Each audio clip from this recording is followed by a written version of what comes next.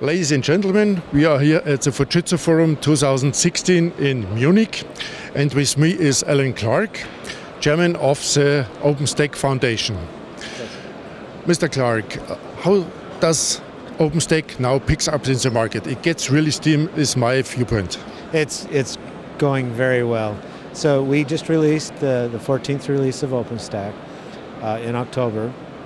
And as part of that, we do a survey every 6 months. We survey our members. And the interesting thing that I found on this survey, so 2 years ago we did the same survey.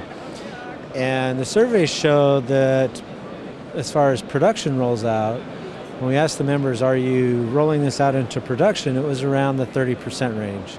So there are lots of clouds out there, but low rate in production. So this time in this survey that just came out in October, the survey results came back with over 70% of the respondents saying they've actually rolled OpenStack out into production. To me, that's very exciting. So we're seeing lots of growth in the community as far as members, contributions, but we're seeing actual adoption and rollout into the real world scenarios. You spoke just now about the new version. Can you say us a few features? What is mainly important? What is good for the customers? Sure. We have between 2,000 to 3,000 engineers that contribute on a regular basis. So you can say we could talk about lots of features, right? Because there's lots of features put into every release. But if you look at it in terms of themes, it kind of goes back to this survey, right? We're getting into productions. And what's important in a production environment is that you have reliability and stability, you can manage it, and so forth. So theme-wise, it was centered on those topics. So manageability, reliability, stability, and also interoperability, right? Because as an open source project, we have lots of vendors and lots of users, and they don't want vendor lock-in. And so the power of the community is that we're all working and collaborating together, and we want to show that collaboration. We want to show that interoperability.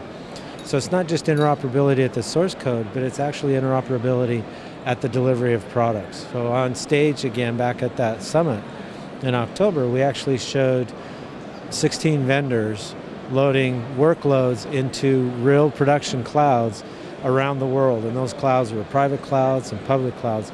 So they were all loading this same workload, and it was a real live world example, not a simple hello world made up example, but a real world example of deploying a workload into multiple clouds across the world simultaneously. It was very exciting. A few weeks ago, a very big German customer goes after OpenStack. It's Deutsche Telekom. How do you see this? What was, from your viewpoint, the reasons why Deutsche Telekom goes after OpenStack? Yes. So yes, Deutsche Telekom became a gold member of the OpenStack Foundation there at the OpenStack Summit from the board meeting. We had actually 4 new gold members that we approved.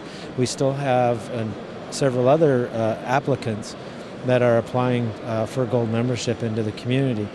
So again, the community is growing and is very vibrant, very active. Deutsche Telekom is very exciting. They've been part of the community for a long time, so they're not new to the community, but it shows the level of commitment that they are making to OpenStack.